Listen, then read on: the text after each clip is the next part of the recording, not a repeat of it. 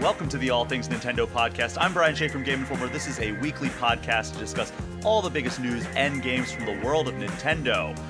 I am finally back from my globe-trotting ways. We've had a few episodes in a row that were kind of evergreen topics, but we are going to have our first news segment of, I guess, the month, and probably our only news segment of the month, because we are going to be closing out the year very soon here. But I can think of no better person to help me catch up on all the news than the guy that I am joined by right now. It is Game Informer's own Wesley LeBlanc. Wes, how are you doing today?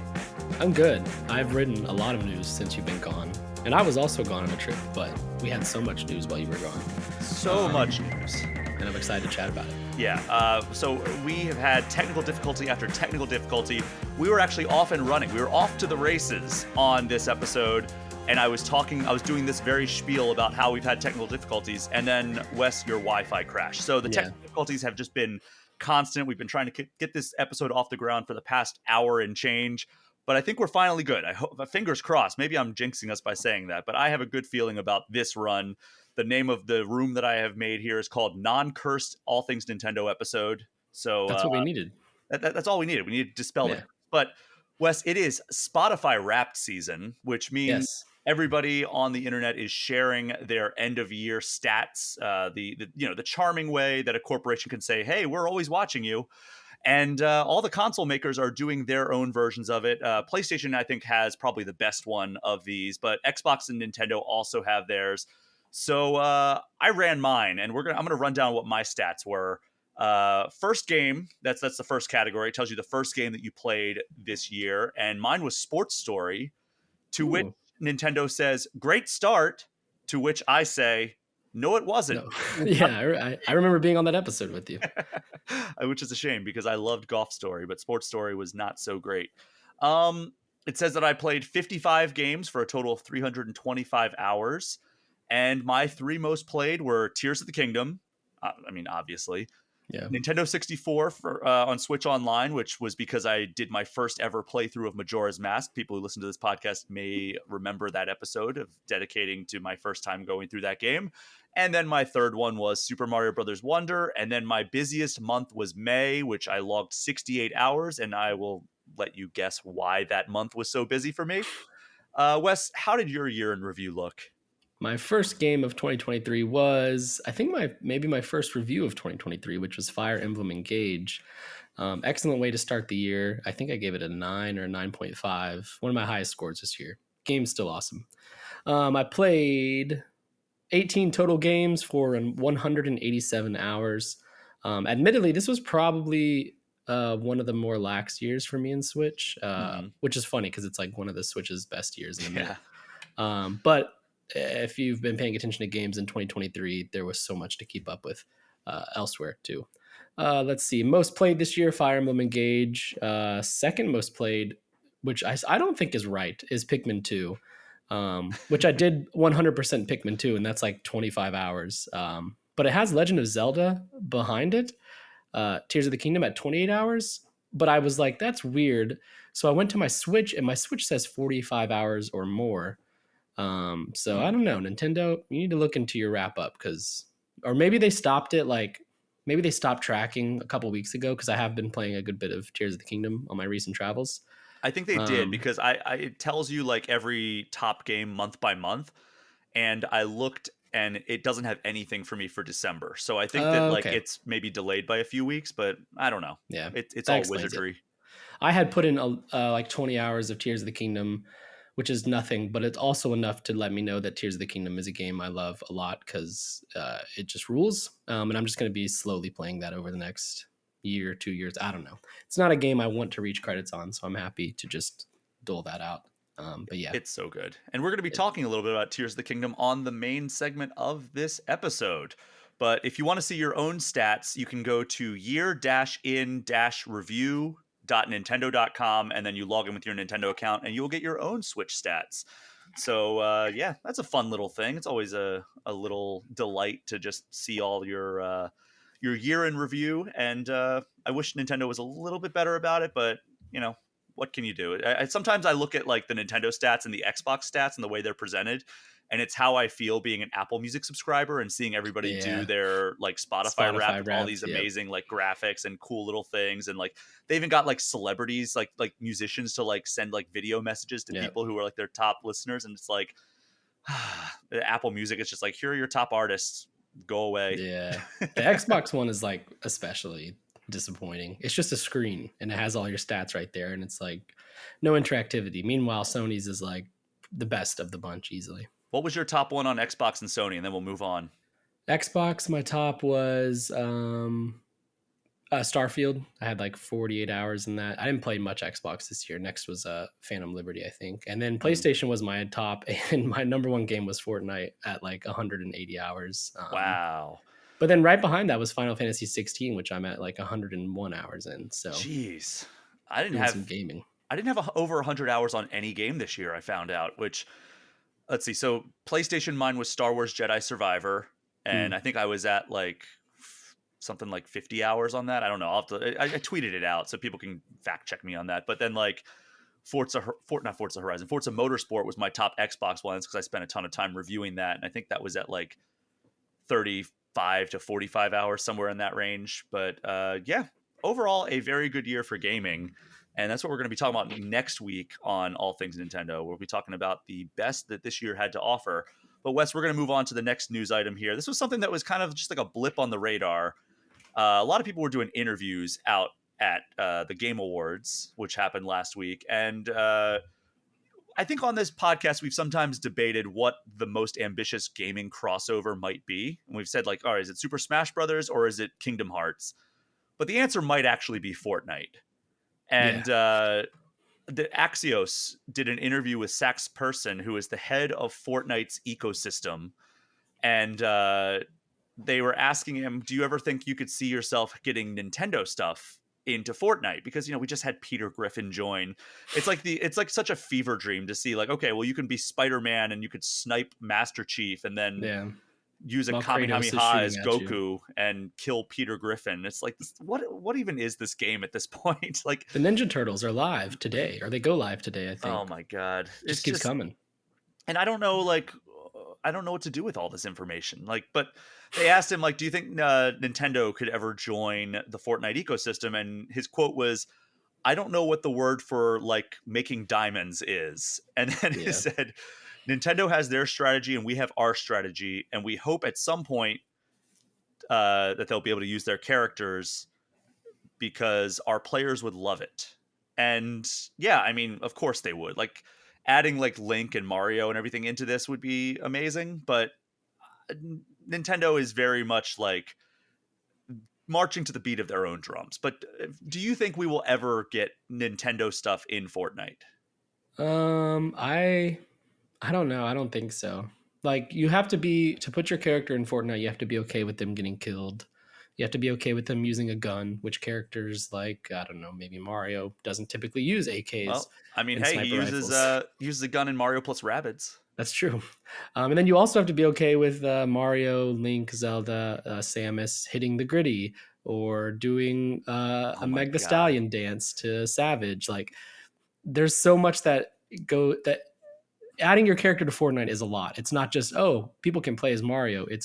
There's so much that they can do with that character. And even more so now that all these other modes are out there. You can have Mario singing Weezer or like Buddy Holly by Weezer now on a weird Fortnite stage or a Lego version. Like it's a big ask. So I understand why Nintendo might not be willing to allow it to happen. And I also can understand why Epic is trying so hard. But I don't know if it hasn't happened yet.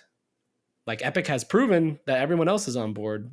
I don't know what it's going to take for Nintendo to jump in. I mean, I feel like they would have to do kind of what, like, because we would ultimately get what we had with like Guitar Hero 4 or Guitar Hero World Tour, where it was like, oh, look, Kurt Cobain is in the game. Yeah. He can sing Nirvana songs, but then they also had him singing like David Bowie songs and like dancing like David Bowie. And it was just like, and Courtney Love was immediately like, well, this is not what I signed up for. And I feel like Nintendo in theory would be like, oh yeah, this is like one of the most popular games of all time. Let's get our characters in it. But then once you see like Link twerking like Megan Thee Stallion, it's just like, okay, well, maybe not. Give the people what they want, Nintendo. I I think that the only way that we would get it would be with restrictions on the characters, which I don't think Epic would go for, and it would have to be Nintendo exclusive. So it's only in Switch, in the Switch version of Fortnite, or maybe we get like costumes like we did with Skyrim. Like you couldn't actually play as Link in Skyrim for Switch, but you could get like Link's tunic and you get like the Hylian shield and everything. But it's going to be tough to be like, all right, yeah, Mario is going to be able to, do all the different Fortnite dances, or he's going to be able to sing Mr. Brightside on Fortnite Festival. But yeah. And, speaking of which, Fortnite did just release, this isn't like an official news item that I was planning on covering, but they did just release 3 new modes that are like full-fledged games within Fortnite. So there's Lego Fortnite, there's Fortnite Festival, which I mentioned, which is basically just like a light version of Rock Band / Fuser, which I've heard is somewhat underwhelming at this point, but they're going to continue to build on it and everything. And then Rocket Racing, which is Psyonix, the Rocket League people, doing a racing game within Fortnite. So just full-on new games within Fortnite, which is insane. Like the fact that they are continuing to build it out the way it is. Like I remember when they first introduced Battle Royale, and I was just like, okay, well, so they're ripping off PUBG, because PUBG was just the biggest thing on the planet at that point. And then they took it so far beyond what PUBG was doing at that point. And now Fortnite is pretty much when you think of Battle Royale, you immediately think of Fortnite. Yeah. And I do worry because, Harmonix, the company that makes Rock Band and and originally made Guitar Hero, is the company that does Fortnite Festival. Like Epic Games, I think it was last year, acquired Harmonix to do music stuff within Fortnite. So it's actually a good pedigree of like developers making the Fortnite Festival stuff. They also did Fuser, you may recall, last year, I think it was. And I love both. I mean, Rock Band is a game I've spent more money on than any other game ever. I have like 3,000 DLC songs on that. So like I've spent a ton of money, and not to mention all the instruments I've had to buy for that game. So like since 2007, when Rock Band 1 came out, I have dropped thousands of dollars on that game. So I love that game. I love it so much. And Fuser was amazing while it was still running. And I don't know if they're still doing stuff for that. I would play that game all the time, like making like fun little mashups and everything. But I worry that like they're going to just be like, there's going to be an announcement. And I know Rock Band hasn't been like the most profitable thing for Harmonix lately, but I worry there's going to be an announcement that are like, okay, we're shifting all of our development, because they've been releasing DLC still for Rock Band. I do very much worry they're going to be like, okay, well, Harmonix now solely makes Fortnite Festival stuff, and Rock Band DLC is just ceasing, and we're never going to do Rock Band again.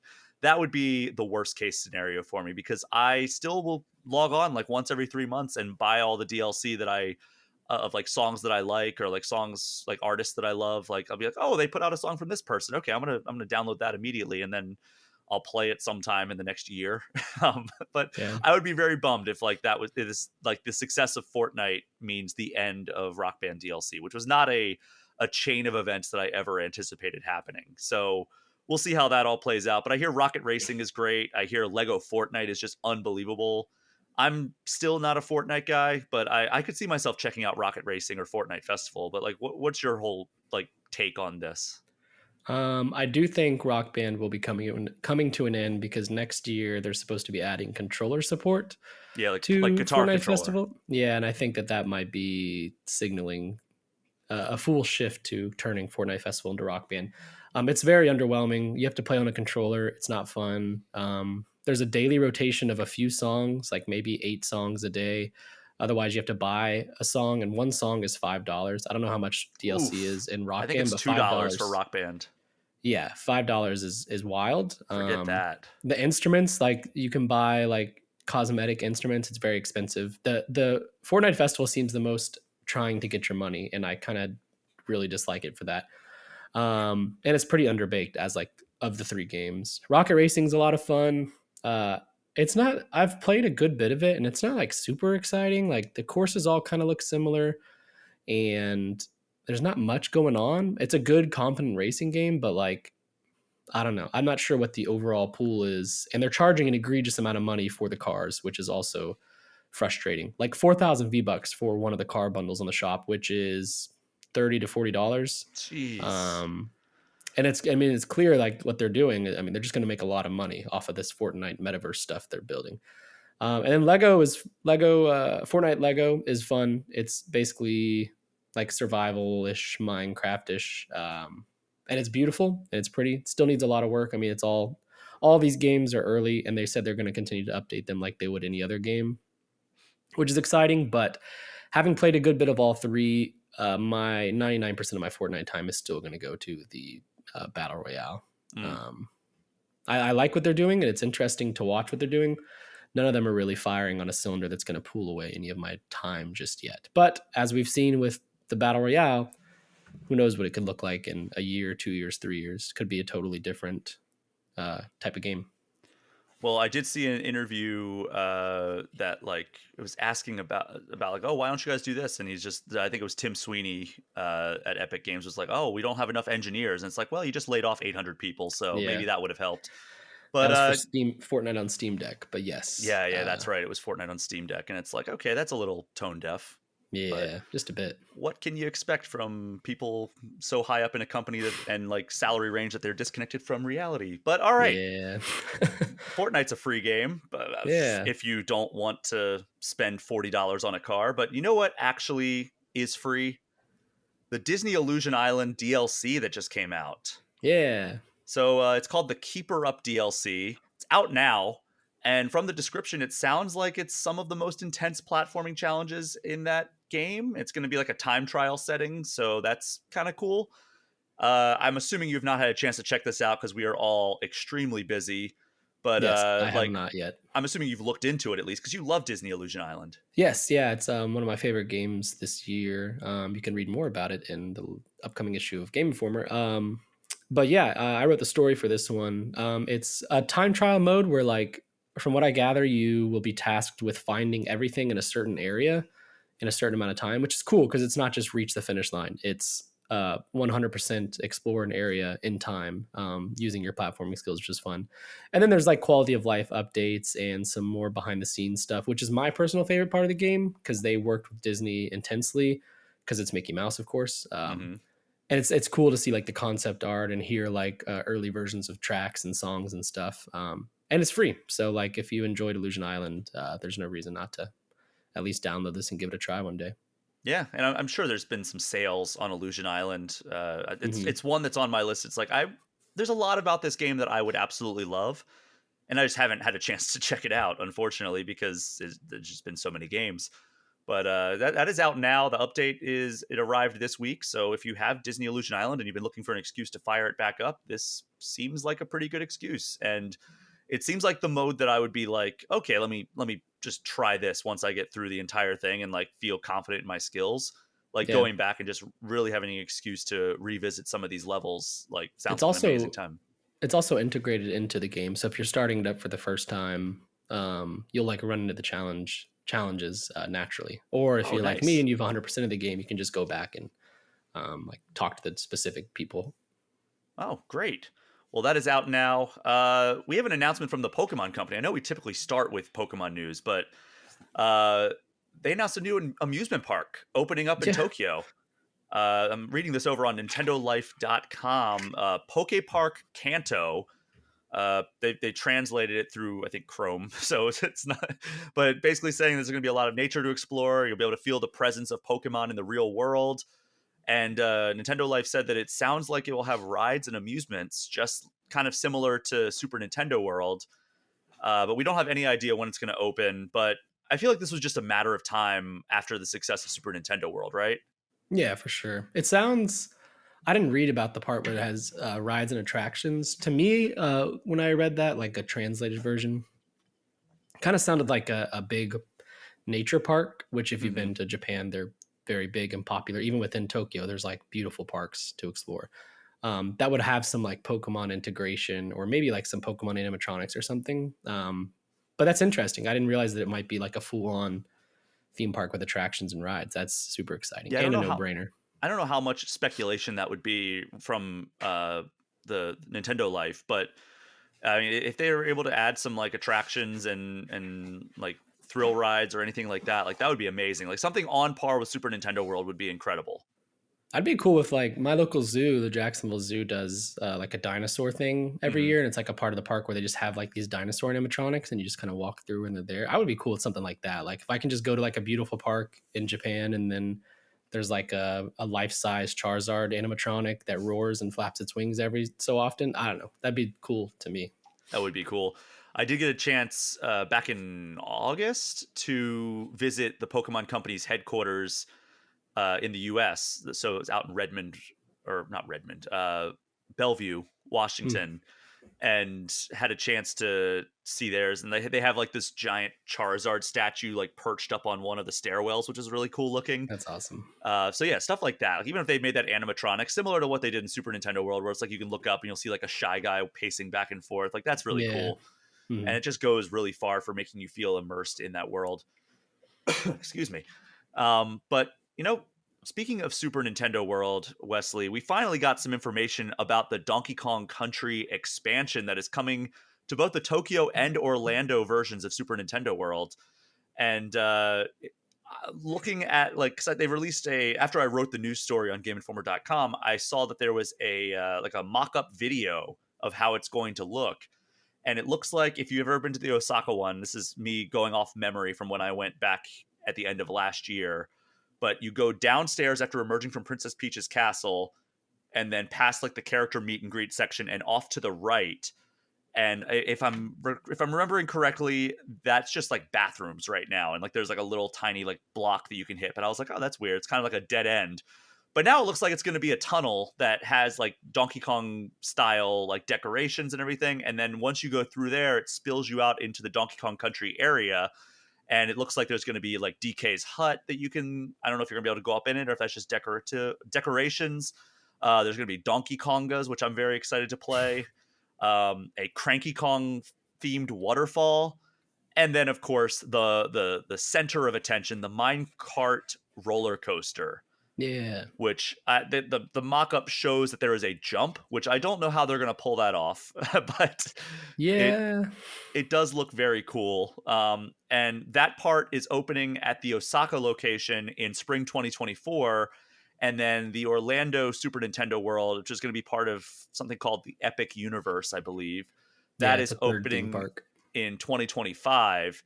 But it doesn't look like the Hollywood Super Nintendo World is going to get it. And as somebody who's been to both the Osaka and the Hollywood versions of Super Nintendo World, I can tell you that the Hollywood version is already out of real estate. It is super cramped. Yeah. It's probably like 60% of the size of the Osaka version.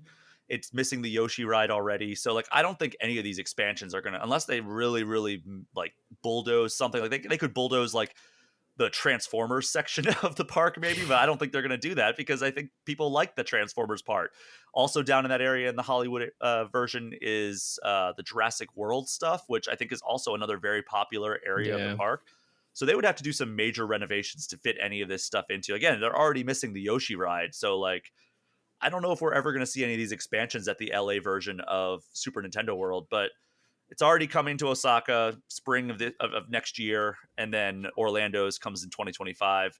I'm assuming you've not checked out any of the Super Nintendo Worlds, right? No. Mm-mm. But the I mean, I've Orlando been one might be your first. yeah, I think it will be. I'm going to Japan in March, like on vacation, and we're going to Osaka, but Oh, I don't think we're gonna do a day at Universal because we have Universal here, and the only real pool would be Super Nintendo. And like you said, it's opening next or in 2025 here. So yeah, I think Orlando will be my first one, and I'm excited because that third theme park that Universal is opening is also going to have um, it's going to have like a classic monster section, so like Frankenstein and Wolfman and stuff. It's that's going to cool. have a new Harry Potter land. It's going to have the Super Nintendo stuff. Like it's going to Mhm. be a whole giant theme park. So not only will I get to go to a brand new theme park, but it will also have the complete like Super Nintendo World section as well, which will be so it'll just be a really great day for me. Well, at least brand new theme parks are never crowded. Yeah, no, not here. I mean, I live here, so I'm used to it, and I know all the tricks to like, getting the quickest lines and stuff. But yeah, tourists beware. But with the kind of hopefully that like Nintendo is planning and like Universal is planning for Super Nintendo World in Orlando, to be a lot more spacious, because like look at Disney World versus Disneyland. So Disney World being the Yeah. Orlando one, Disneyland being the one in Anaheim. Disney World just is so much more expansive and so much bigger. I went to Disneyland for the first time this year, and I was shocked by how much smaller it is than Disney World. Yeah. And hopefully that is the case with Super Nintendo World in Orlando as well. I think so. Universal's like section that they're building the park, because I like to keep up with all this stuff and look at the aerial shots. It's pretty massive, and both it and Disney have not utilized nearly as much space that they own there as you think. I think Disney World, what they've built so far, is only 14% of the land Disney owns in that area. Oh my god! So like they could theoretically build a New York City one day, like Jeez. for Disney. So I think these companies are doing fine in Orlando. Let's move on to the next thing. Speaking of expansions, we got 3 new N64 titles added to the Switch Online Plus expansion pack. Look at that segue. So, did you ever have an N64? I know you're younger than me. I did not. No, it was we were a PlayStation family. It was basically whatever my older brother wanted, and he was a PlayStation kid. So, and I didn't even really like touch a 64. Like I don't think I have any memories of playing a Nintendo 64. Wow. Yeah. Well, there's 3 new titles. I have only ever played one of them. There's Jet Force Gemini, which is an action shooter game from Rare. So if you want to play a game from Rare's heyday, back when they were churning out games like Banjo-Kazooie and Donkey Kong Country, this is your chance to do that. I believe this is also the reason that they are doing a mature-only N64 app in Japan, because I think they were concerned about like kids playing this game, and so they released like a separate app for like 18 plus players in Japan. Is it rated M or something? I think it is, but I'm not entirely sure. But then there's Harvest Moon 64, which does not require you to be 18 or older. And then 1080 snowboarding, which I adore. I love 1080 snowboarding. That was, I want to say, the first ever snowboarding game that like I ever just like obsessed over. And of course, I think SSX and like that series surpassed it. But 1080 was a great time for the N64 era. I don't know. Are you going to check out any of these games as a person who never had an N64? Probably not. I do have one correction. My friend growing up when I moved to Florida as a young kid had a 64, but all we did was play the mini games in Pokemon Stadium 1 and 2. So I do have those memories of Nintendo 64. But no, I'm not probably going to check out any of these games. I'm an SSX guy, so 1080 is not appeasing to me. I don't really dig farming games typically. And I have not heard good things about Jet Force Gemini. Like I've heard people like it because they have memories for it, but like actually playing it is a different story. I would agree with you there. It's 1080 would feel like a step back if you're like conditioned for SSX. But yeah, I don't know. Like 1080, I might go back just to experience like the heyday of my N64 snowboarding youth. Yeah. But that's about it. Like it's going to be like a nostalgia play, and then I'll be like, okay, let me go back to games that play well today. Do you think that they're kind of like wrapping up their expansion pack and Nintendo Switch Online stuff? Like I feel like we're kind of in the trenches lately with releases. I haven't been super pumped about one in a minute. And there's still some white whales out there that I'm curious like as to why they're not there, like Pokemon, for example, but God, it seems like that's not happening.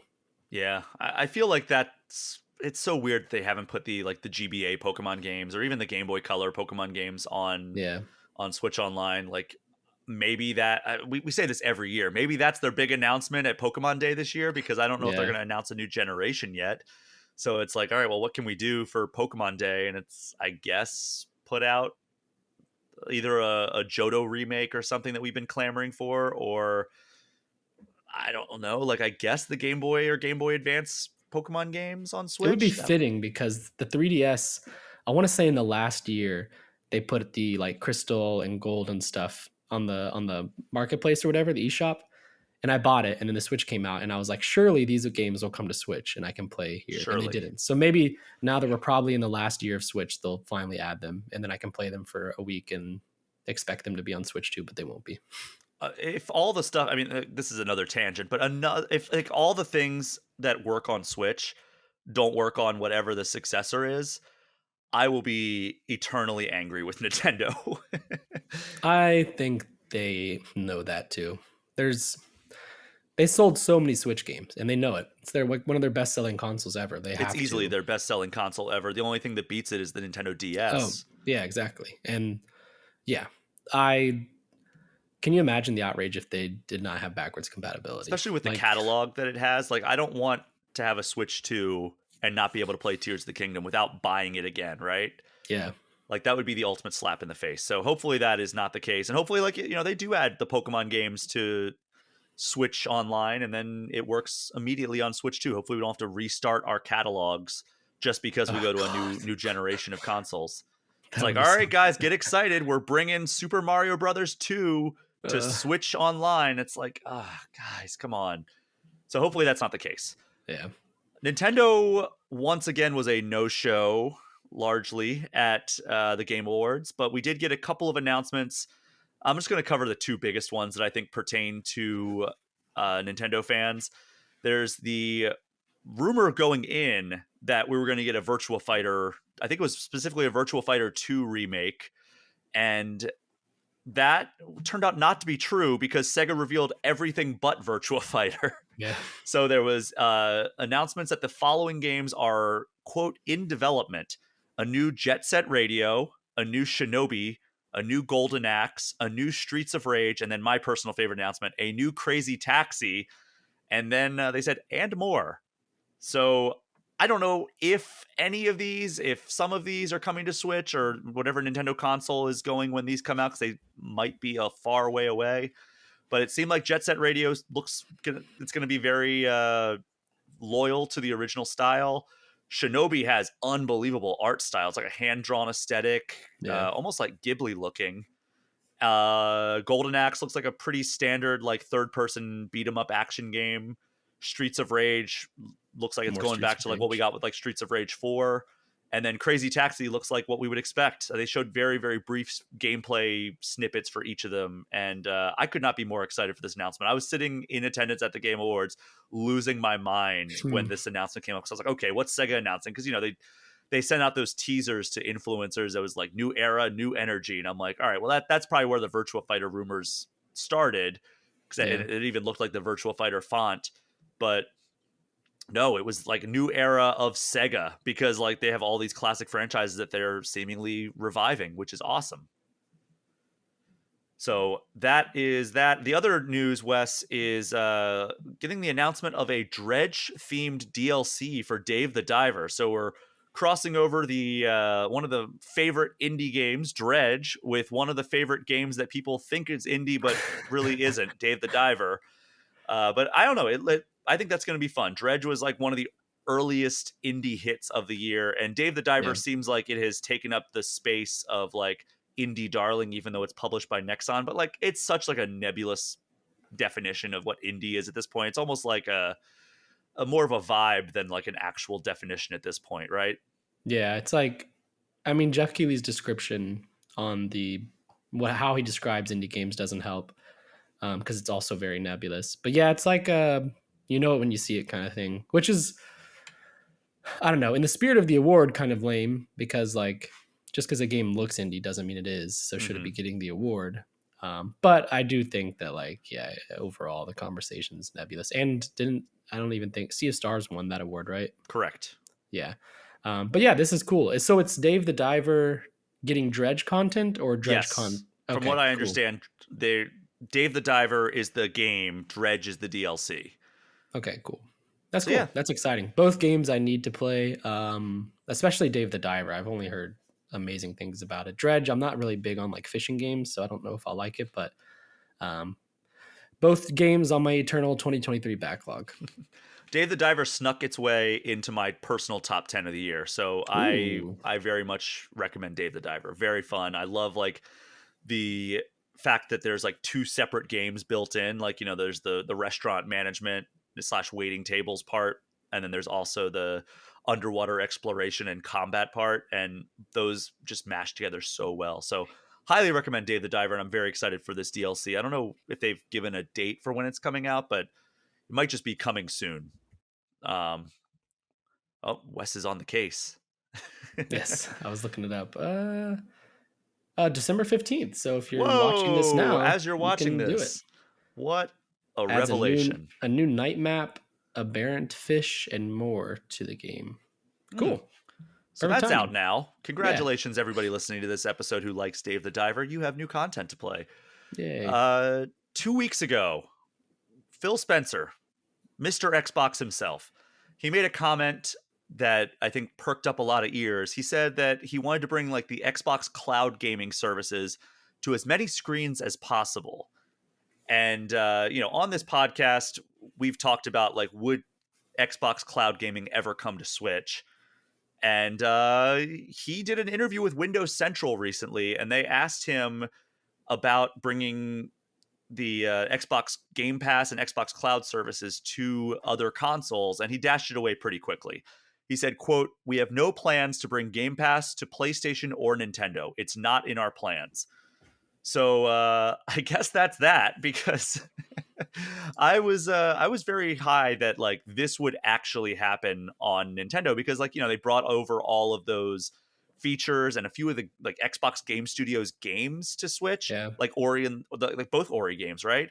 And then also like Cuphead was like, it first came to Switch and then eventually came to PlayStation as well. But like there were achievements, there were like Xbox Live Party functionality in some games. So it's like I thought that we were heading in the direction of having Xbox cloud streaming on Switch, because obviously Switch is equipped to do cloud streaming because we have all these games like Control and Kingdom Hearts 2 for some reason as running as cloud versions.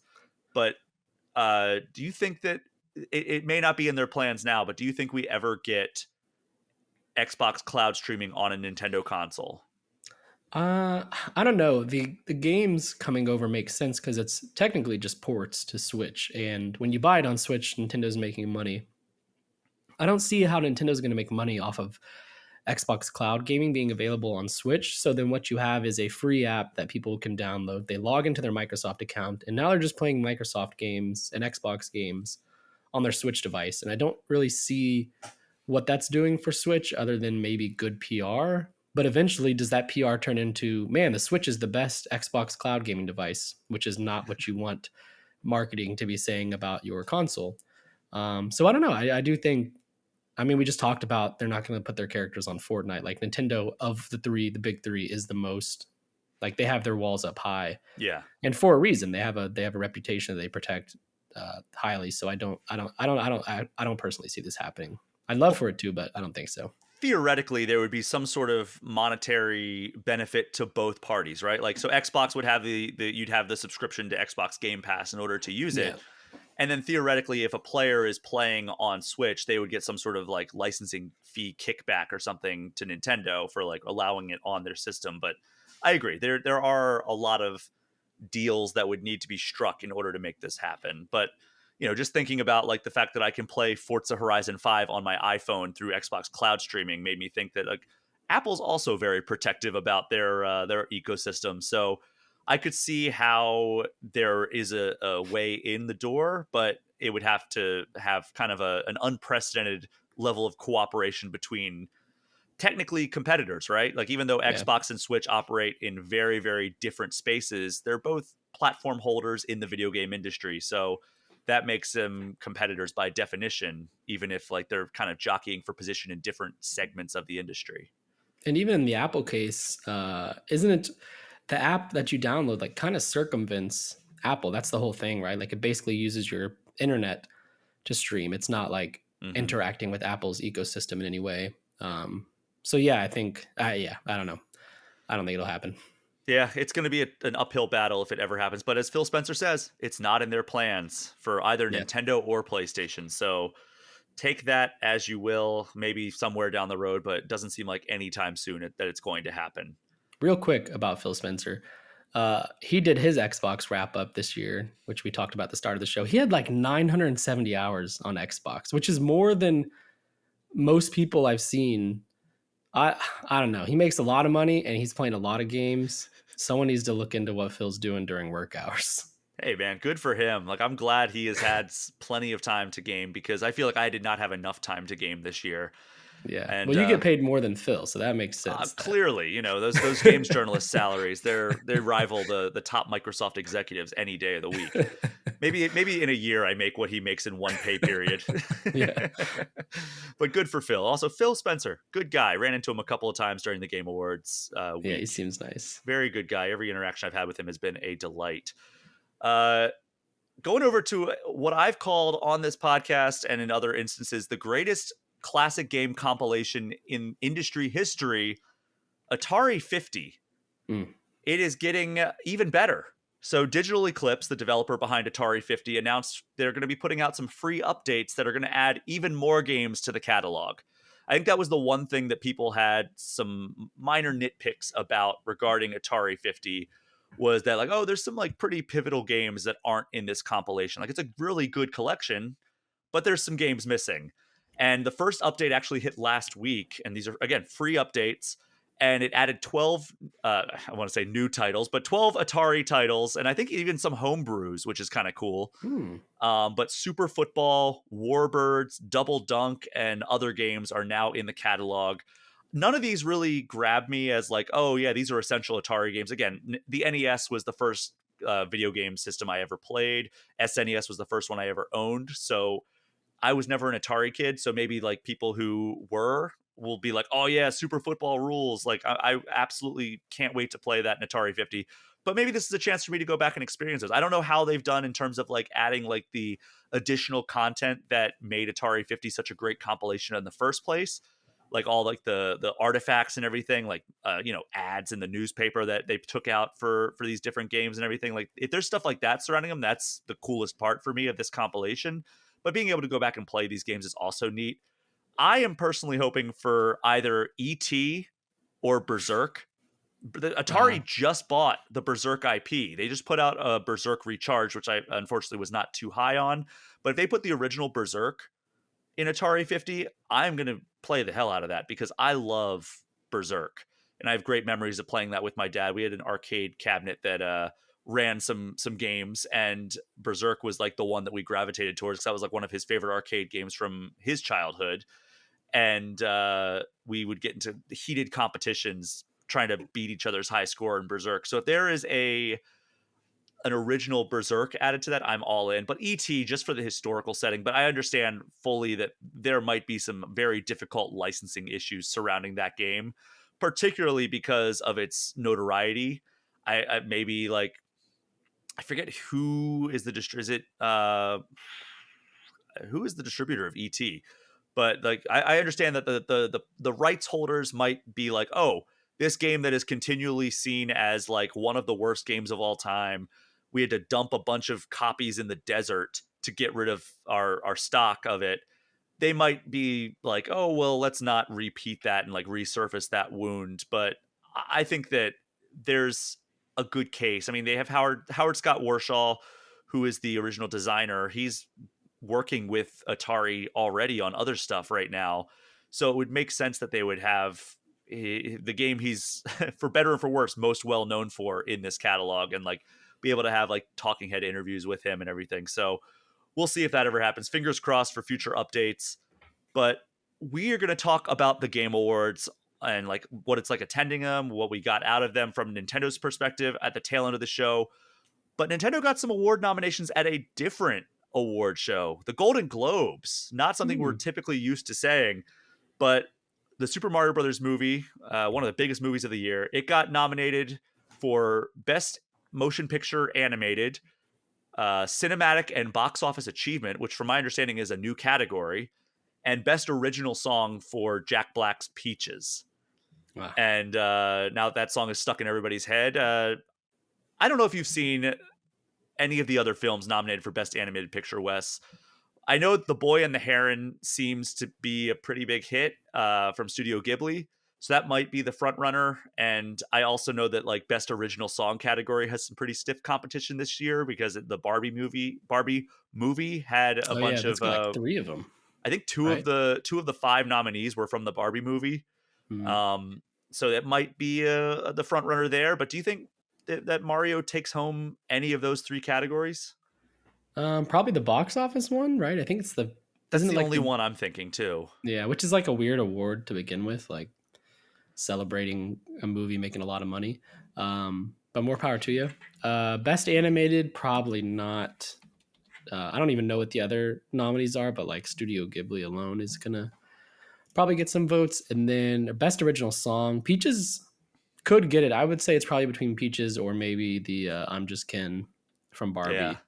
Barbie. Those are two songs that have stuck throughout the year. I just watched on TikTok, Jack Black came out in a Bowser outfit during a Jonas Brothers concert while Nick Jonas played the song on piano and he sang Peaches.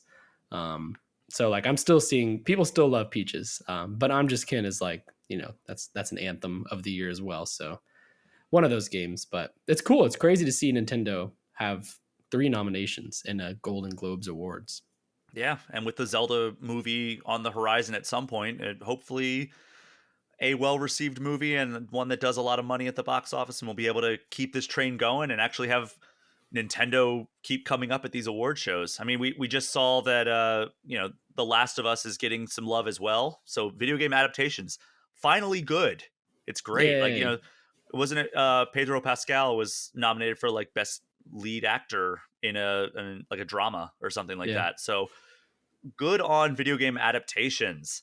Also, I spoke to the cast of the Fallout Netflix series Netflix, right? Amazon. Amazon. Okay. Yeah.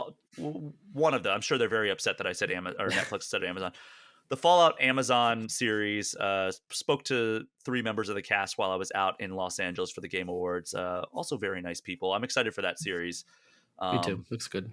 But we're going to wrap up this segment with some industry-wide news, Wes.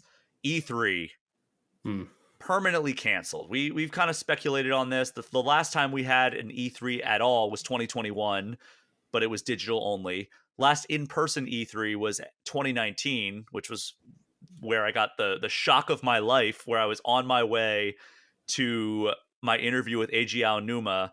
I was pre-briefed on the Nintendo Direct that they did. So I wrote all the news coming out of the Nintendo Direct. I wrote all of it, and we just like published it. I had people at home on our home team. We used to have a team that would go to E3 and a team that would stay home and like kind of like man the non on the ground stuff. So like if a live stream announced a new game, like they would write that up, but like we would go and like we would play all the games and everything. So the home team was watching the Nintendo Direct while all the people on the ground in LA were writing stuff up. So I was on my way to the very first interview slot with Eiji Aonuma. I had written all the Nintendo Direct stuff. And I remember watching it with former Game Informer editor-in-chief Andrew Reiner, and we were watching it together, and they kind of cut the end a little bit weird. And I was like, oh, that seemed like it was kind of an abrupt ending. And Reiner was like, no, it seemed fine. And I was like, oh, okay, yeah, maybe it was just maybe something weird with me and like my brain. And then on my way to this interview with Eiji Aonuma, I get a text from former Game Informer editor Suriel Vasquez, and he says, hey, did you write the Zelda news? And I was like, what Zelda news? And he's like, they just announced a sequel to Breath of the Wild. And I was like, what? So I sat down God. on my way to interviewing like the head of the Zelda franchise. And now all my questions are like, okay, well, now I want to ask him everything about this. And of course, I sit down and their first thing was like, just so you know, we're only talking about the Link's Awakening remake. We're not talking about the new game that was just announced. And I'm like, all right, well, I'll ask a few questions about the Link's Awakening remake, but I'm going to ask a couple of questions. And I actually did get some tidbits out of that interview. I got nice. like why they wanted to return to that version of Hyrule, just conceptual stuff. And then I did get him to confirm. I was the person who got to confirm that Hidemaro Fujibayashi was returning as director after directing Tears of the Kingdom or Breath of the Wild. That was also the fated interview where I got Eiji Aonuma to say that he couldn't imagine a way to do a Skyward Sword remake or remaster without motion controls. And then 2 years later, we got Skyward Sword remaster without motion controls. But yeah, that was a good interview. But that was like the shock of my life when I was like, okay, cool. I know what questions I'm going to ask him. And then suddenly it all went out the window because they didn't tell us that they were announcing what went on to become Tears of the Kingdom. That's so funny. But we were supposed to get an in-person E3 this year, and it was organized by the company that does the PAX events, ReedPop.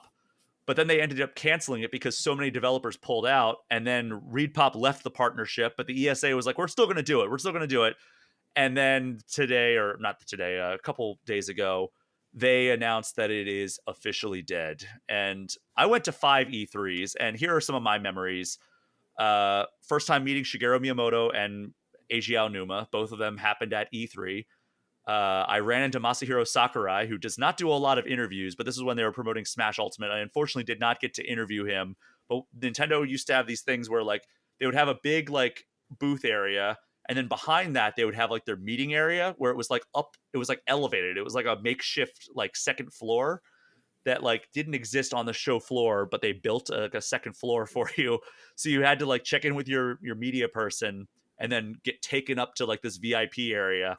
And then they would like take you around on this tour of like, okay, well, here are the 5 games you're going to get to play, like 15 minutes of, and then here are the interviews that you're lined up for. So like, okay, you have a Splatoon 3 interview, so we'll get you in there in like 20 minutes. But in the meantime, go play like this salmon run thing or whatever.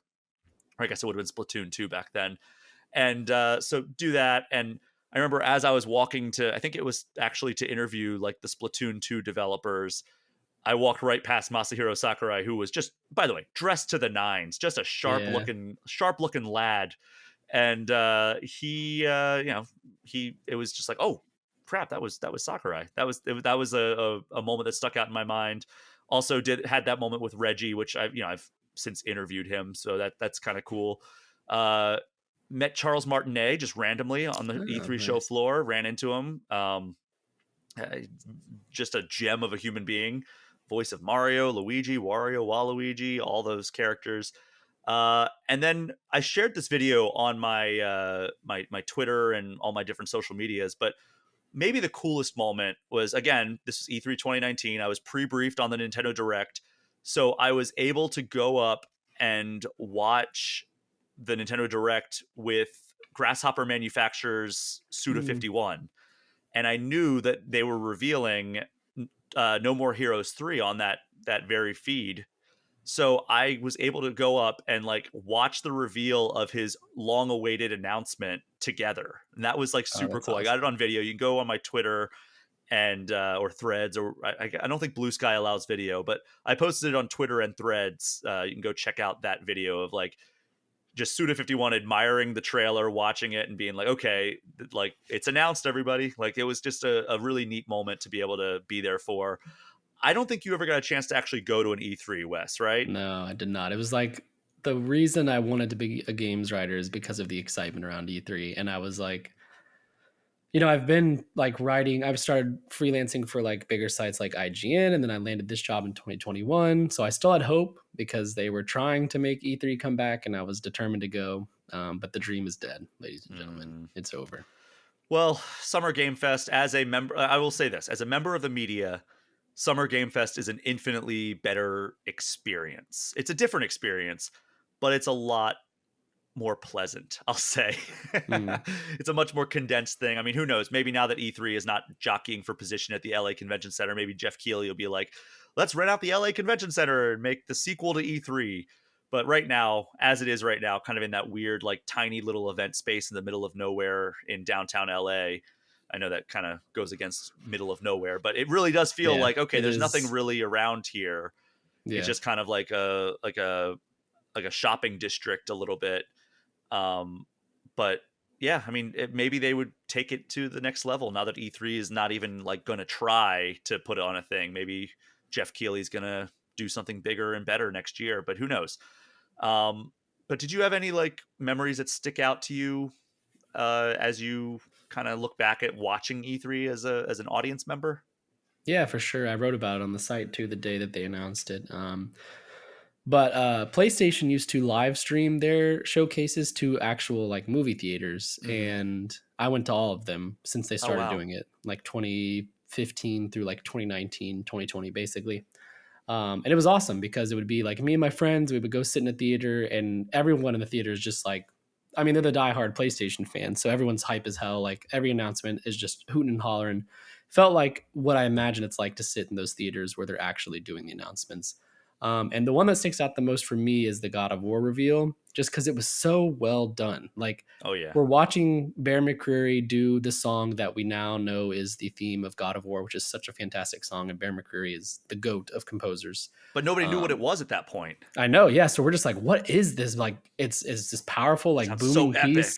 Yeah. And then we cut to like a gameplay feed, and it's Atreus playing with the toys. And then He gets called in by some man with a very deep, great voice, who we now know as Christopher Judge. And yeah, Kratos walks out and everyone just loses their mind on the stream. The theater's losing their mind. You could see the director, Corey Barlog, they had like a little feed of him, and he's just like, might as well be crying happiness because people are loving it. My entire theater, like people were standing up and like screaming. I had never played a God of War and I had no interest in those games. And I was like so excited and hyped for that moment just because it feels good to like to be with people who have a similar interest and you're all just shouting in a theater. And then it turns out it's one of my favorite games of all time now. Yeah. So I'm so happy I got to see that in the theater. It's so cool. I think in that same showcase, maybe, or maybe not, maybe the year before, but the one where PlayStation got Kojima, they showed off Death Stranding for the first time, and he walks down the stairs and like every step lights up as he steps on it. Yeah. Just so hype. Like it's just like PlayStation. I've been disappointed lately with their trajectory of presentations as they've tried to be Nintendo Direct style stuff, because they were so good at like big hype, probably very expensive showcases. And I kind of miss that. And I know the industry's moved away from that, but man, they did it like nobody else, and I miss it. Nintendo had some really great moments. What was Reggie's? Like his big introduction. Let's see, what was it? It was his big introduction.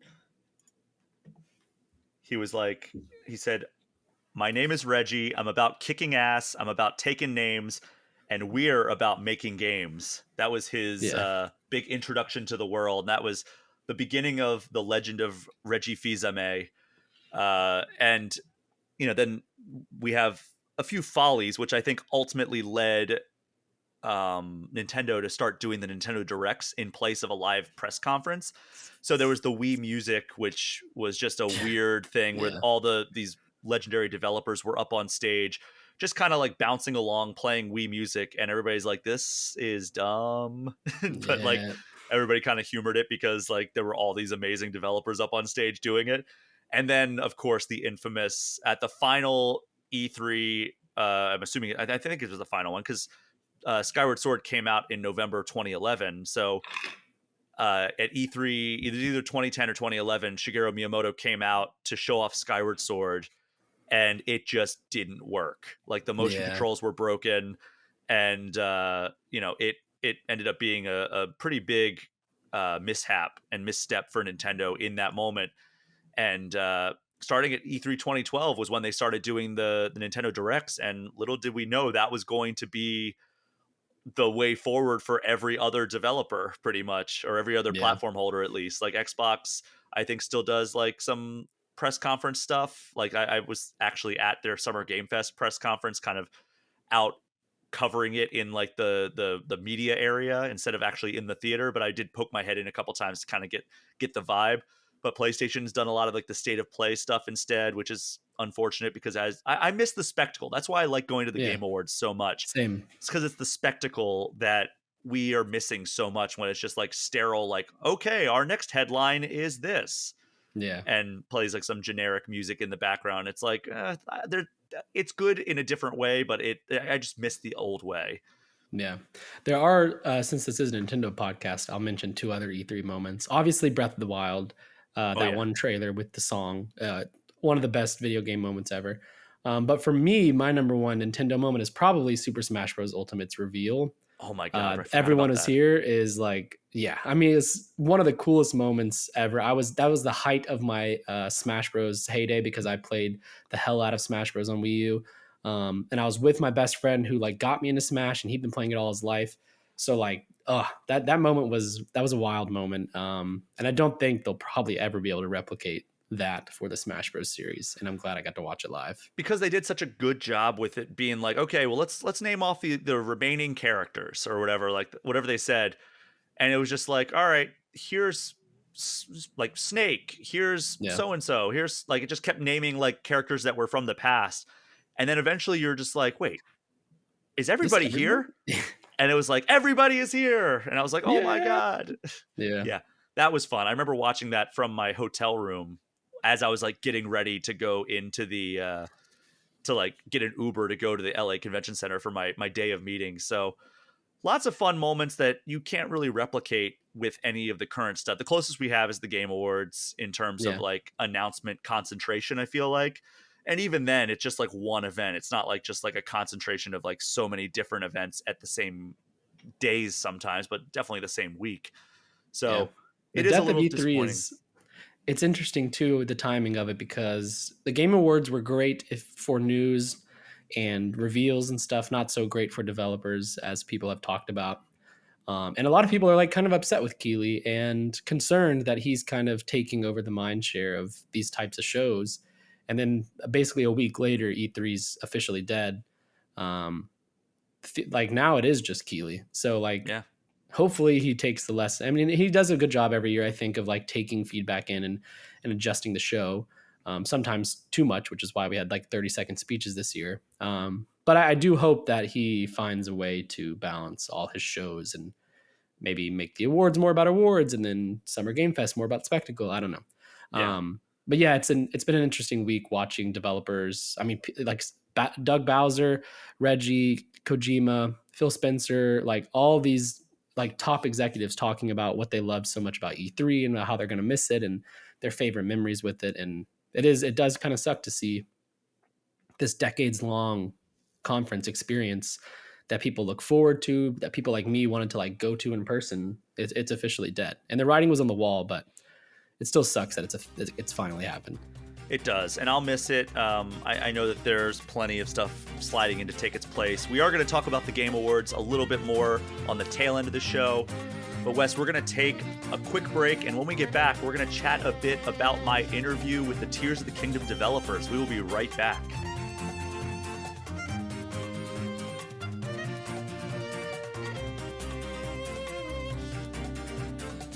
As I mentioned earlier in the show, I was out in LA last week for the Game Awards, and while I was out there, I had the amazing opportunity to sit down with Eiji Aonuma and Hidemaro Fujibayashi, maybe the two most important members of the team behind Legend of Zelda Tears of the Kingdom.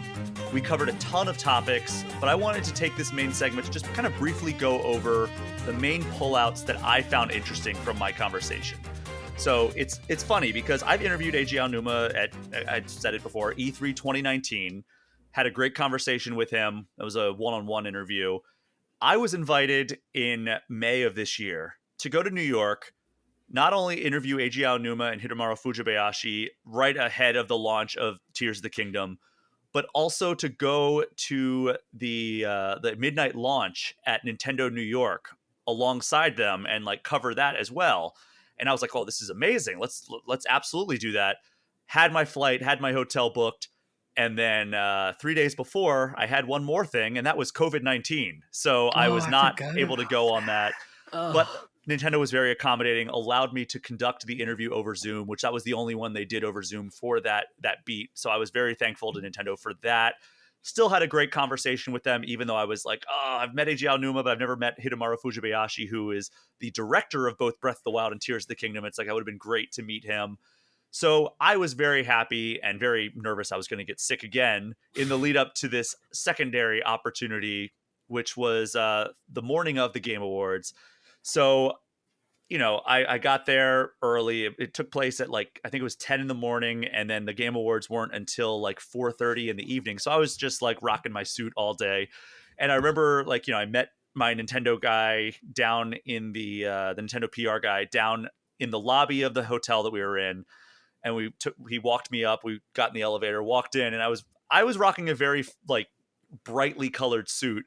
And this is the I blue don't, one, right? it was a blue one. Yeah, It it was a looked bright, great. like royal blue suit. And as I walked in, it was funny because I heard both Aonuma and Fujibayashi go, "Oh," as I walked in. I was like, "Okay, good. This is a good sign that the suit is going to be a hit."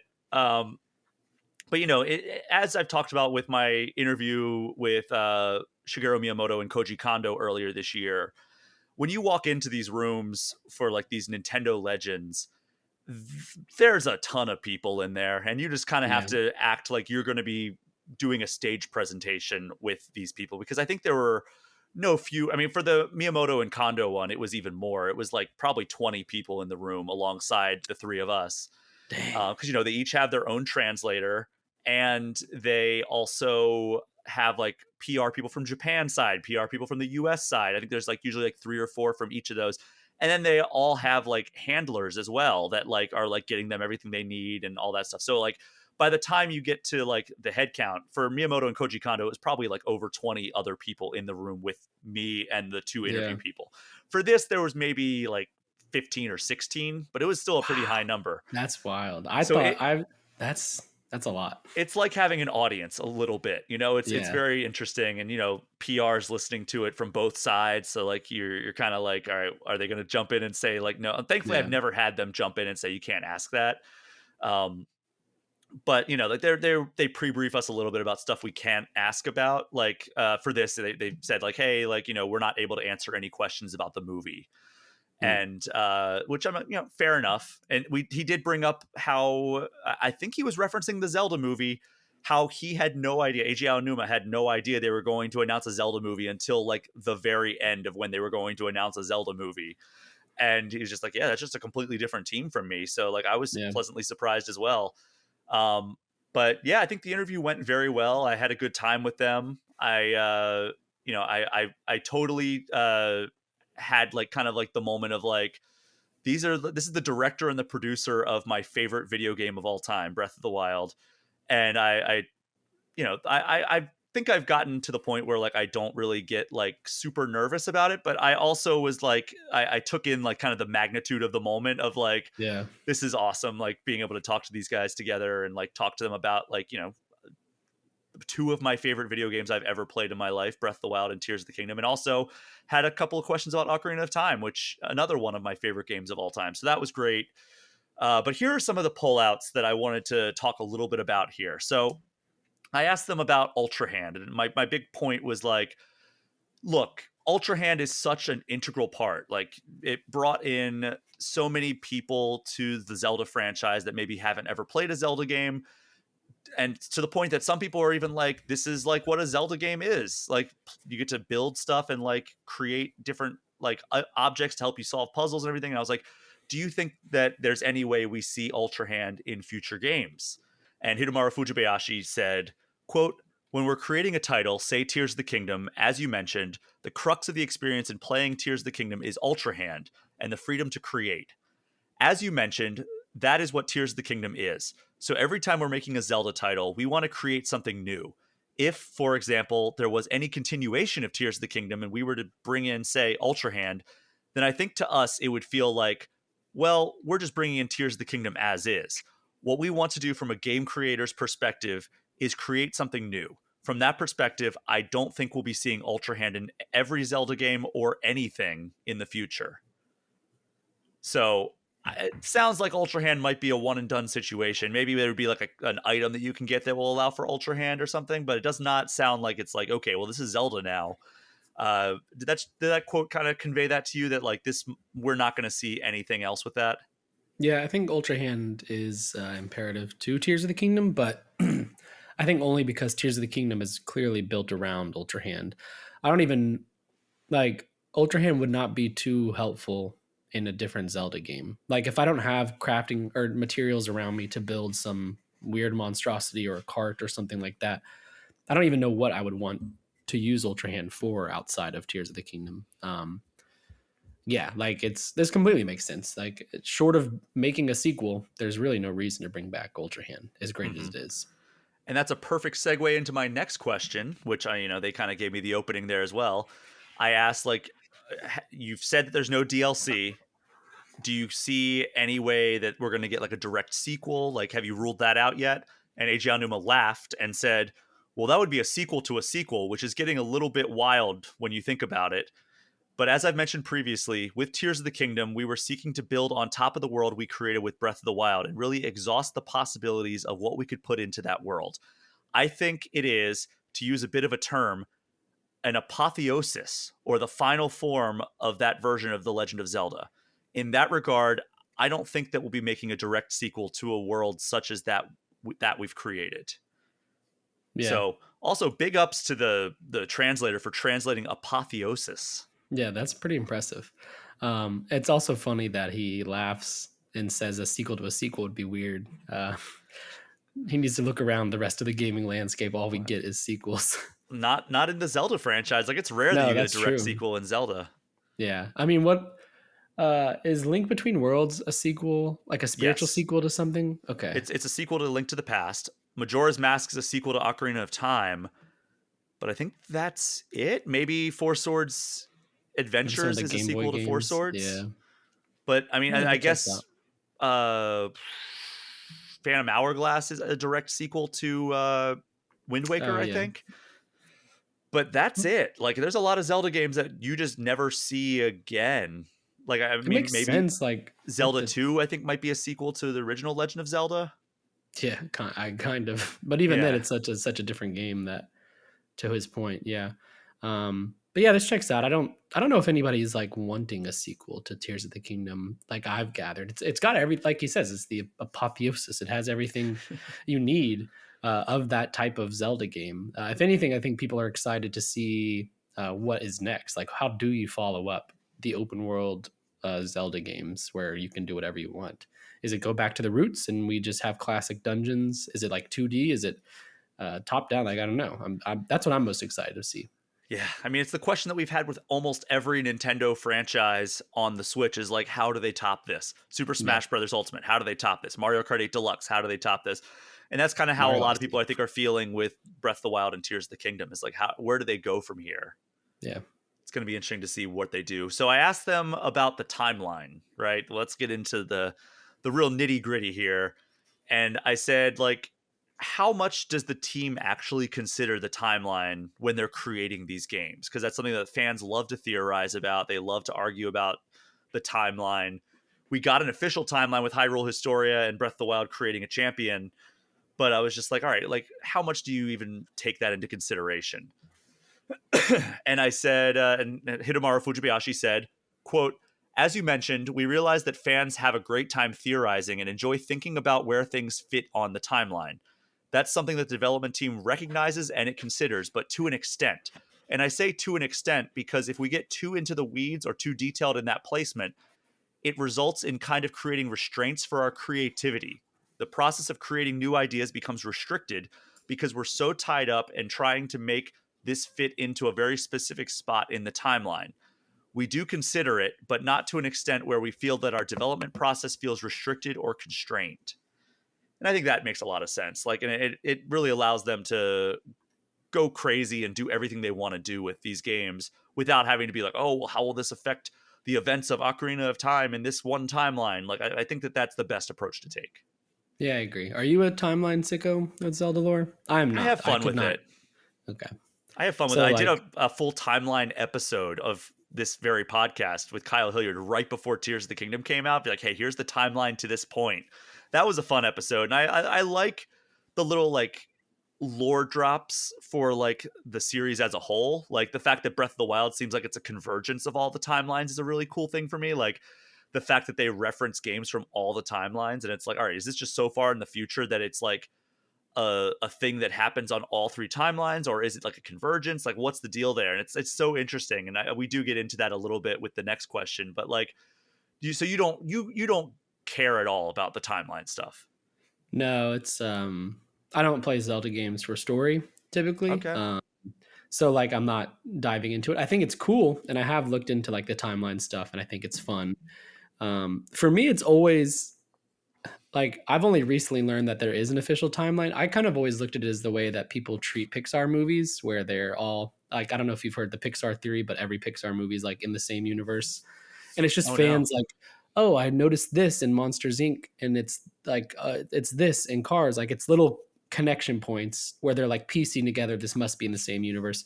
I kind of always thought Zelda was like that. And then only like maybe like in the last year, I've realized that no, there actually is an official timeline that has been acknowledged by Nintendo that fans keep up with.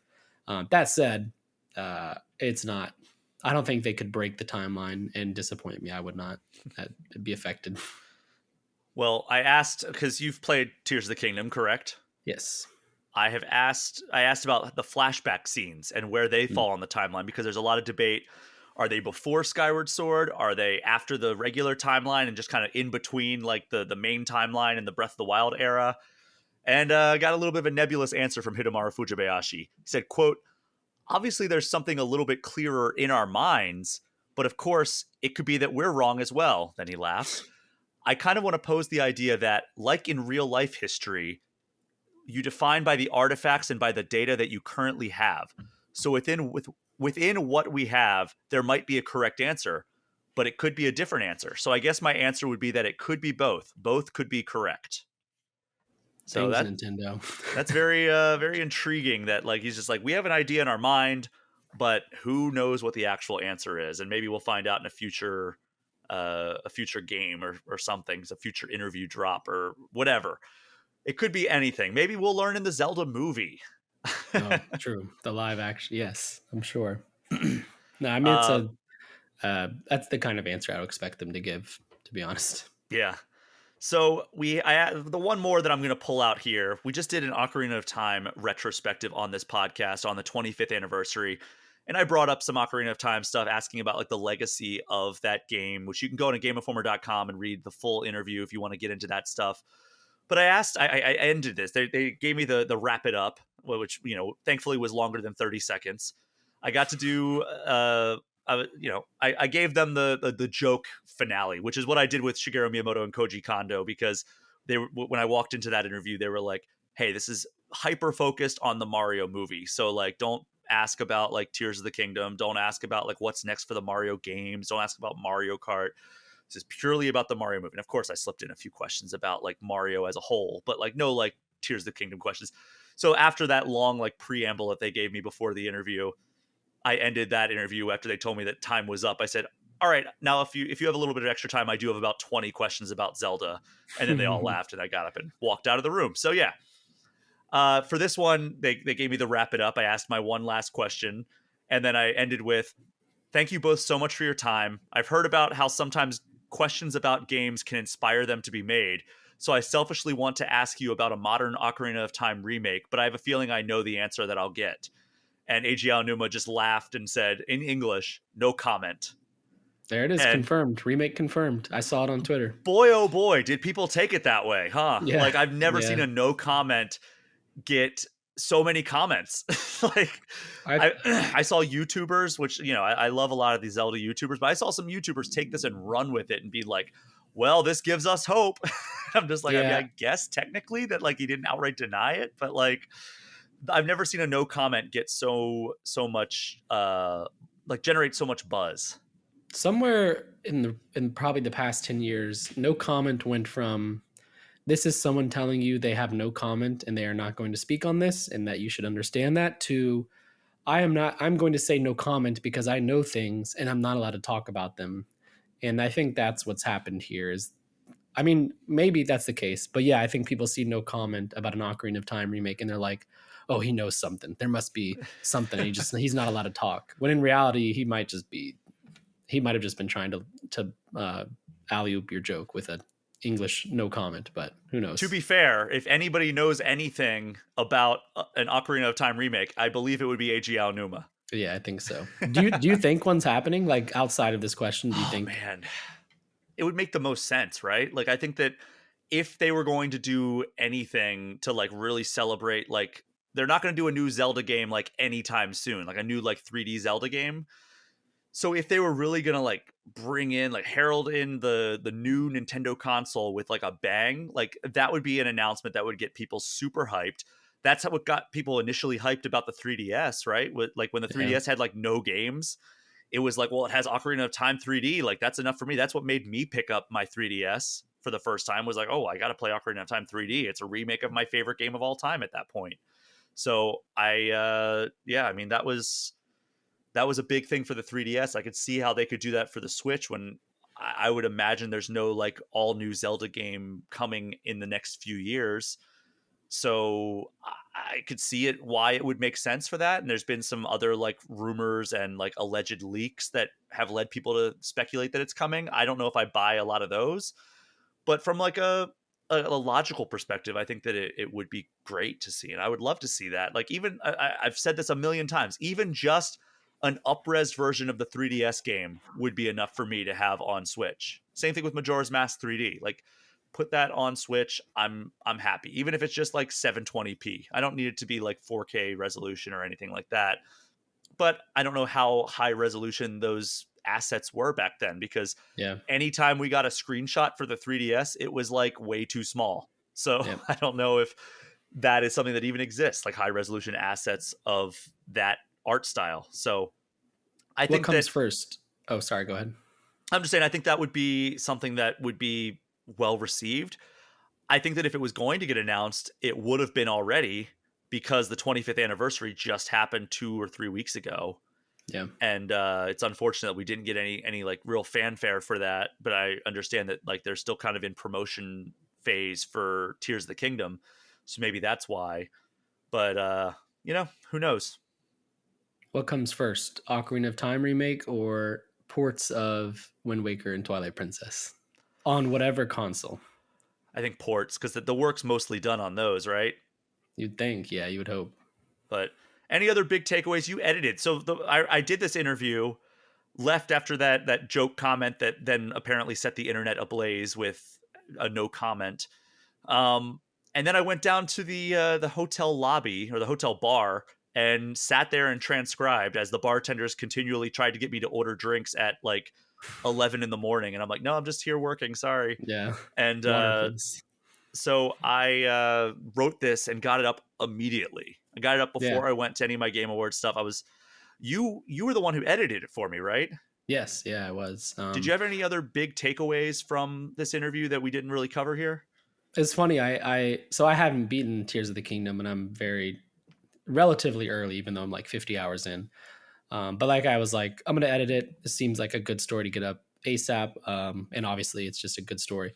And then I saw like the part I'm editing, and it has like the spoilers for Tears of the Kingdom, and I was like, you know what? I'm not too worried. Like whatever. And then so I guess spoilers for Tears of the Kingdom. The thing that was really interesting to me, having not gotten to it yet, was Wait. We will oh we'll guard it with spoiler guards here. Like we'll talk about it in concept, but let's not spoil the actual thing so people can listen to it. yes. But yeah, like the you're referencing the question I had about the Ganondorf final battle. Yes. I thought that was very cool, and it got me excited to get to that part. And it wasn't. I mean, like it spoiled that, but it wasn't It's not like it didn't story spoil. spoiler. Yeah, exactly. I didn't feel like it spoiled. It was just like, oh, that's a cool thing they did. Yeah, cool. I mean, honestly, that was one of my questions that I really wanted to ask. Kyle Hilliard actually was pointing me towards that, and I agree with him. That's one of the very cool moments about that final battle. Also, I struggled with this. I was worried this interview was not going to go well, because I already interviewed them earlier this year. I asked them a lot of the questions that I wanted to ask them back then, and since then they've done a few interviews in the time since the launch of Tears of the Kingdom, like the one that said that there was not going to be any DLC, or like they were kind of done with this world. I was like, all right, what am I going to ask them that's like really like interesting stuff? So that's what was the result, was this interview, which I think ended up being pretty well, or going pretty well. So you can go on GameInformer.com, read the full interview. I talked to them about their thoughts on the reception of the game since it came out, discussion a little bit about the legacy of Ocarina of Time, and then as Wesley talked about, some cool moments, or one cool moment in particular with the final battle in Tears of the Kingdom stories. I will leave that out of the episode to save people who haven't finished the game yet. But if you want to read that full interview, go to GameInformer.com. We are going to take one final break this episode, and when we get back, I will give a brief recap of my time at the Game Awards. We will be right back.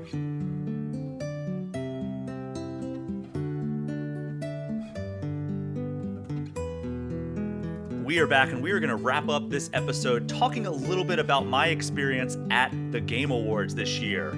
So as you may or may not know, the Game Awards happened last week in Los Angeles, California, and Nintendo took home a few prizes, actually. So Tears of the Kingdom won Best Action Adventure Game, Super Mario Bros. Wonder won Best Family Game, and Pikmin 4 won Best Sim/Strategy Game, which is a very weird combination of two genres that I don't know why we do it that way, but we did it, and Pikmin 4 took home that award.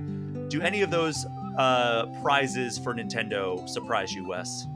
I was a little surprised by Pikmin 4 beating Fire Emblem Engage. I haven't played Pikmin 4. I've heard it's amazing. I just think Fire Emblem versus Pikmin, like Fire Emblem is the franchise that's 10 times bigger. Although Pikmin 4 is the one that kind of finally put the series on the map.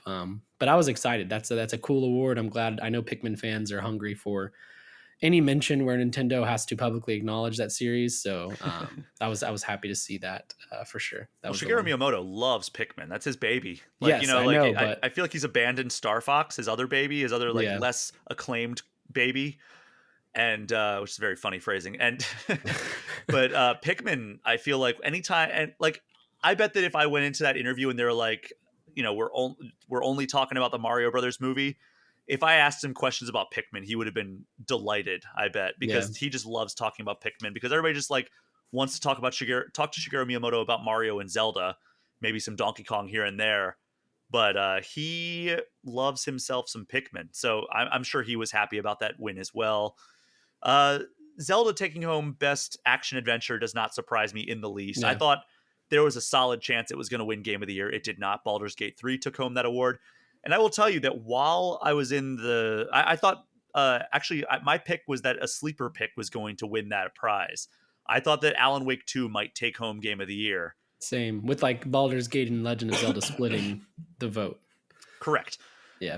That did not happen. Baldur's Gate 3 took it home, but Alan Wake 2 won, I think, 3 awards over the course of the night, so good on Yeah, them. and had the best part of the show with And had the best part of the show, the the old live gods of music. Asgard doing the, what was it, Herald of Darkness performance. Yes. You got to see that in person. I'm so jealous. That's Saw that like in person before I saw it in the game, so a little bit spoilery for me. not a bad way to see it though. No, and I got to give Sam Lake a big hug after it, so that was good. Nice. And I got to hang out with the guy who plays live action Alan Wake at the after party, Oh, as well as his was voice there? actor.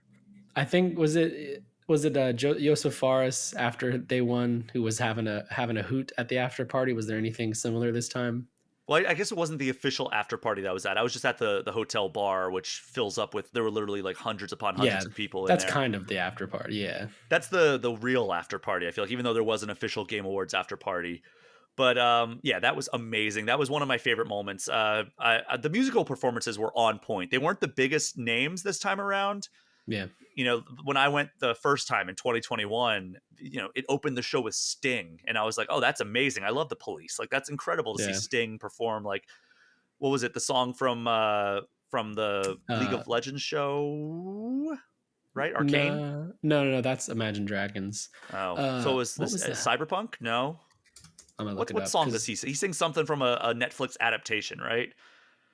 what could have been? Oh, what could have been from Arcane? Okay, yeah, but Okay, so I was right. not the theme song of Arcane. Yeah. I was But thinking of that. Yeah, the musical performances this time, not the biggest names, but we got that band that did the Hellblade 2 song, which was incredible. Like, I put in our group chat, like, this is one of the coolest things I've ever seen in my life, because they had the that torches, they was had like the big standing drums that the guys were just jumping and banging on. We got the Herald of Halo. Darkness, and then what was the other one that happened? Oh, the Game Awards Orchestra, of course. Yes, yeah. This was Highlight every year. it is. This was probably the weakest Game Awards orchestra performance for me personally, Yeah. only because other than Zelda, I didn't really feel like any of the other Game of the Year nominees had like a standout song in them. Like I recognized the music, but Zelda was the one where I like got goosebumps. And usually every year I get goosebumps, and I'm so sad. We should have all banded together and put Final Fantasy 16 in the finalists, even though it wasn't going to win, because we deserved to hear that from the orchestra. Oh, and we also got a performance of the theme from Final Fantasy VII Rebirth with the Game Oh my Awards gosh, Orchestra. yes, That was with a incredible. new trailer. Yeah, with the new. Oh my that was goodness. so good, and like Zach in the trailer. Oh yeah, Whoever that can't woman wait. was that was singing with them, unbelievable voice, like legitimate, like Celine Dion vibes with the way she was hitting those notes. That was the highlight Yeah, for me. I mean, the trailers were awesome as well. Like, I thought there were some really great things that we covered already. I was emotional for like the first 90 minutes of the show. Like, being there in person always gets me like choked up a little bit, fighting back tears a little bit. yeah, Um, but there were some negatives. I was disappointed in the lack of mentioning anything about the layoffs that have hit the industry. I think that is the current biggest looming threat this industry faces, and this is the biggest platform in games today. yeah, And it just felt kind of tone deaf to have the presenters, including Jeff Keighley, up there talking about what an incredible year it's been for games, these painted on smiles, and not acknowledge the elephant in the room, which, is funny because Simu Liu, aka Shang-Chi from the Marvel movies, he came out and presented, and he had a boot on his foot, and like a medical boot. And he was like, all right, I'll address the elephant in the room. And I'm like, okay. And he's like, yep, I tore my Achilles playing basketball or something. And I'm like, oh, Yeah. that elephant in the room. All right. Yeah. Well, it's interesting because there were actually protesters outside of the Game Awards talking about like unionization and like how the SAG-AFTRA layoffs have was been there too too, much. right? What was that? I think SAG-AFTRA Oh, yeah. I didn't was there see. as I well. mean, maybe they were part of that protest, but they were all holding up Yeah. signs talking about unionization and like the layoffs are too much, and they had megaphones talking about like how this has been a great year for games, but if this continues, there's not going to be any other years like this in the future. And I agree wholeheartedly. And Since the Game Awards, I think I've written 2 stories about company layoffs. Hasbro, who owns Wizards of the Coast and Dungeons and Dragons and Transformers and all that kind of stuff, laid off 1,100 employees a couple days ago, while their CEO makes $9 million in bonuses and salaries. It's like, yeah, it's sickening. Why over 10,000 game developers laid off this year, and we had a great year in 2023, but losing 10,000 is going to have effects, just like COVID had effects that we didn't realize were happening until a couple years later. Like we're going to feel the effect of 10,000 artists and developers gone in a couple years, and it's going to suck. Absolutely. And it was just, I had hope that there would be some acknowledgement. The PR approved pitch that I would give, the way that like, you could do this without offending a single person in the room. Like, because I'm assuming that's the reason he didn't bring it up. It's like, oh, we want to celebrate people. We want to have a celebratory tone, and we want to talk about the good part of the industry. And he also has to be political with it because he can't offend any of the people who are giving him these world premieres, right? Yeah.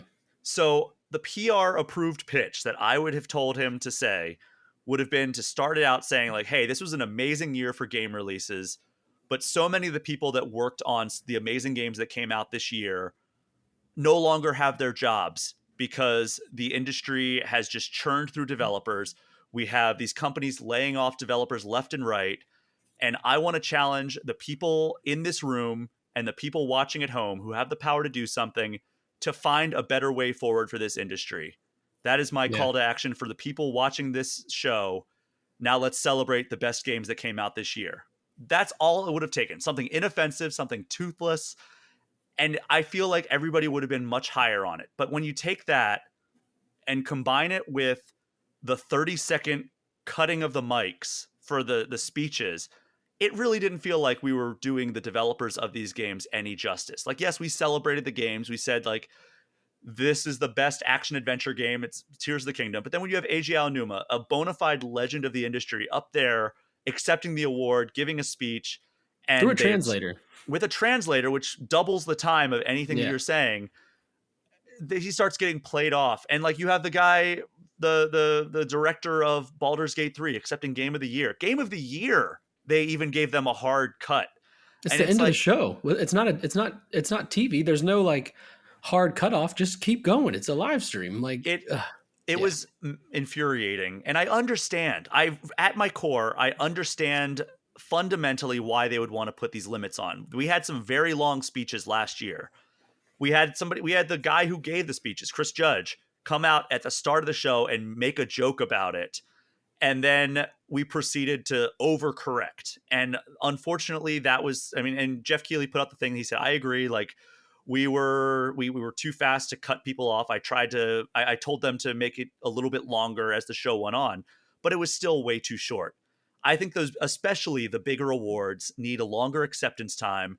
And then on top of that, so many awards were relegated to like, just, all right, let's just do this quickly up on the screen so we can get back to more ads. And that was the most disappointing thing. And again, I don't like the fact that like best fighting game, we had maybe the best Street Fighter game ever released this year. If not, it's certainly in the conversation. And that was relegated to the monitor, right? And I actually got to talk, because I wrote the cover story for Street Fighter 6 in 2022. And I got to talk, the director and the producer were both there, and I got to talk to them and congratulate them after the show for winning best fighting game. and got a picture with them, and it was great. It was great to catch up with them, right? I haven't seen them since October of 2022, so it was amazing to get to talk to them. But I felt so bad that they traveled all the way from Osaka, Japan to be there. They got to see their game win this award, especially after the disappointment that was Street Fighter V. Have this triumphant moment, but it was relegated to just a quick, hey, let's just real quick get through this so we can get back to the promoted sections of this stream. And then their parent company's new game, Monster Hunter Wilds, closed out the show with like a 2.5-minute trailer, and it's like the disconnect is, it's bizarre. I mean, other instances, I know one that was like I was annoyed with, and I know a lot of people were, Sea of Stars winning best independent game. Mm-hmm. They didn't get to go on stage. Like, why not let the one indie award winning basically team go up and talk? This is a moment that's like probably the biggest deal for them. I mean, even like I mean, I don't know, like Aonuma going up there and talking is awesome and great, but like he's gonna do it again probably. He's done it before. The Sea of Stars team, they're a small team. Like, let them go up there and talk about this game they put their heart and soul into. And yeah, it was disappointing to watch it happen in real time. And I'm curious what, like, I watched with a bunch of friends, and we were working, but I was like with some friends, some homies, and I like throughout the show we were getting like more and more annoyed and upset with how it was going. And I'm curious like how the vibe was in the actual show. Like, could you feel that people were like, man, why are we cutting off people after 30 seconds and stuff like that? People weren't really talking too much in the show. We're all just kind of like being polite attendees at that point. Like, there were some people who would talk a little bit, but like, I don't think it was really until afterwards that we were like, man, everybody just got cut off super fast. It did kind of suck because the guy who played Asterion in Baldur's Gate 3 got up to win best performance. And Jeff Keighley did put out the thing saying like, oh, nobody was cut off, but he was cut off definitively. Like, he kept talking as the music kept like rising, and like, because they pipe it into the theater as well, the wrap it up music. And there's the teleprompter is in big letters saying wrap it up. You could see that when you're there. But they actually cut his mic eventually when he kept talking. So that was not true, that nobody was cut off. And I don't want to paint this as too negative, because I think overall, as somebody who used to watch the VGX and the Spike Game Awards, like this is miles beyond anything that those did. Like, I think Jeff Keighley has done an amazing job getting better and better pretty much year over year, right? Yeah, I think this is better than the one that I attended in 2021, like as a show overall. But I do think that there needs to be a better balance of celebrating the developers and doing the world premieres. And if that means going even 15 minutes over the 3-hour mark, and it's already a long show, I get it. But even going 15 minutes over the 3-hour mark, if that means giving these developers their dues, then I'm okay with it. Yeah. Just, I mean, like I've seen a lot of this has like been the hot topic of the week since the Game Awards, and like there are the kind of awards that we're looking for, like DICE and namely DICE and like GDC awards. Like, those are just straight up award shows where you're truly celebrating developers in whole. And I don't think anybody's asking for the Game Awards to become that. Like, it is part of the hype and excitement around the Game Awards is the trailers and stuff. But like, yeah, like you mentioned, just like another 15 minutes so that a developer can talk for 1 minute instead of 30 seconds would go so far. And yeah, if Jeff Keighley would have just like read the room a statement when the Call of Duty and Activision Blizzard stuff happened in 2021, 2022, he put out a statement like at the start of the show about Activision Blizzard and the lawsuits and all that stuff.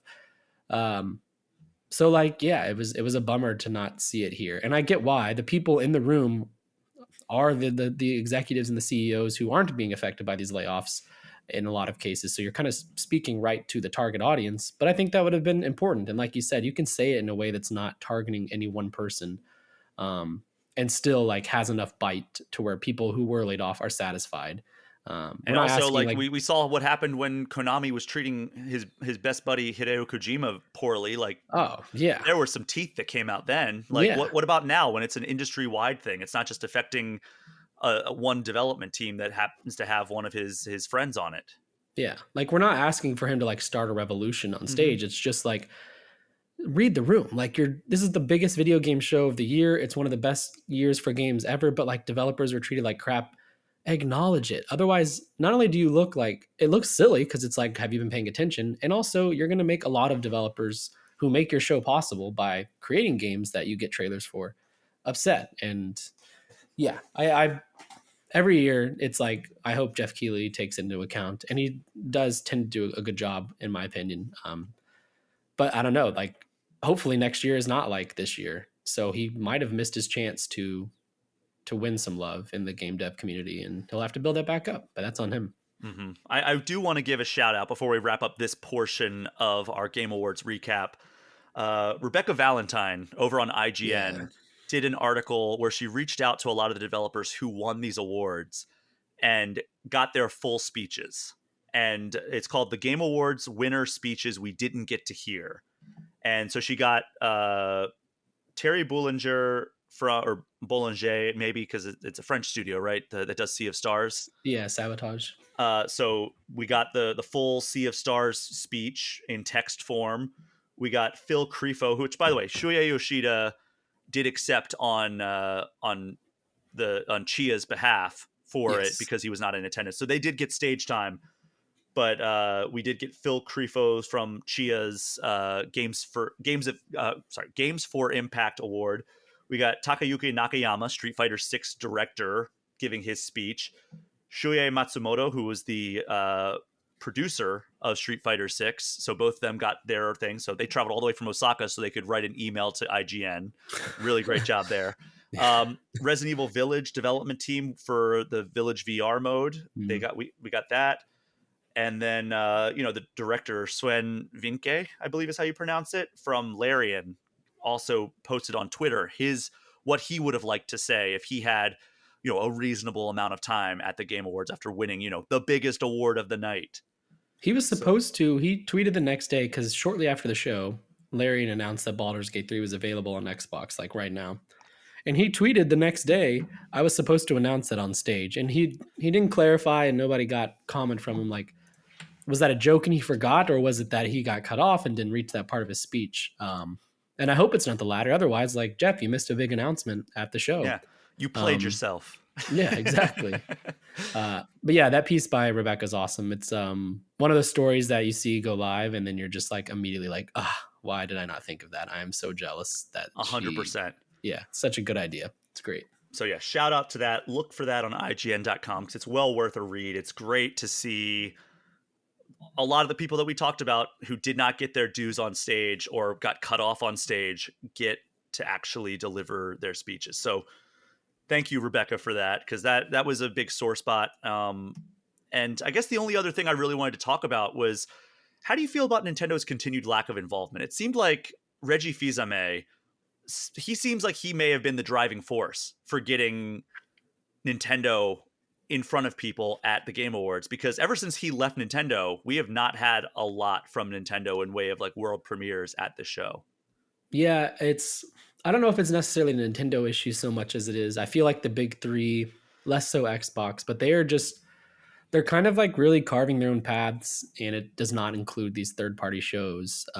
We did get the Valhalla DLC, we did get like Blade with Xbox, and we didn't get anything with Nintendo, right? And we've had some stuff like in recent years, like Joker coming to Smash, Bayonetta 3, years ago. But I don't know if it's so much a symptom of Nintendo so much as it is just these companies, they have their own styles of directs now. They have their own showcases. Why muddy your announcement alongside your competitor's announcement when you can just not do it and take your own? Which is fine. I think the Video Game Awards for a minute now have been very third-party heavy, as opposed to like Nintendo, Xbox, and PlayStation, and it works. But it is a bummer, Nintendo did have. I still think the Joker and Smash reveal is one of the, maybe not the most exciting or like the biggest announcement at a Game Awards, but like probably one of the coolest they've ever done. The way that Joker and the team hacked into like the stage, and then even then it was just like, oh, is this more Persona? And then the card flips over and it's the Smash logo. Like so beautifully well done, so hype. That's what I watch these showcases for in terms of excitement and hype, and Nintendo did it well. But I wouldn't be surprised if this trend continues. It just seems like it's not for them anymore.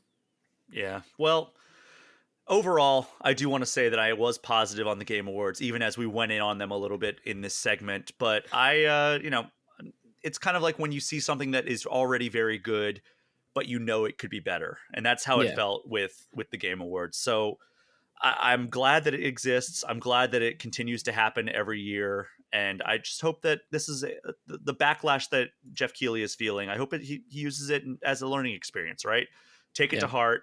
He's already like in the red zone, right? And he just needs to push it over the goal line to be like a truly great show that the developers who are making these games can feel truly represented by.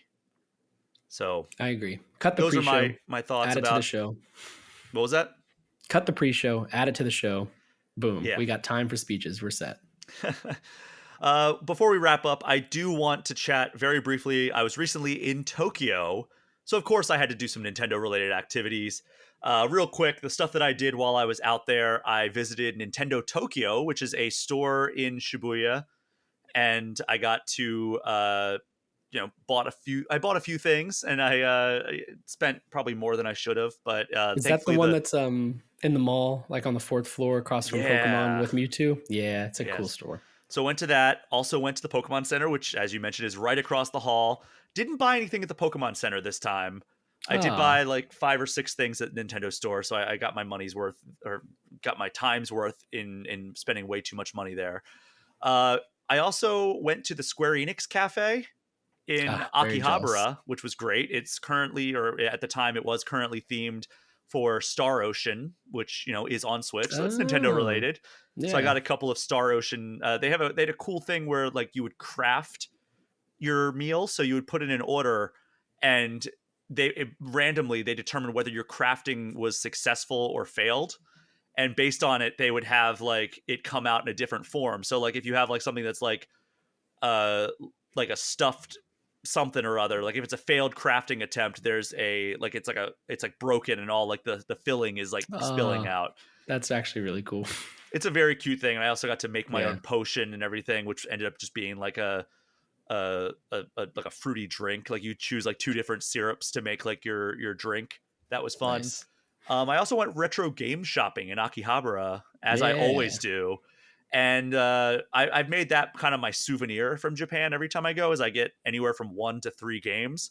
Last time, I believe I got, the first time I ever went, I got Ocarina of Time. That was the only game that I got. And I was like, well, hopefully I'll be back and I'll be able to get more.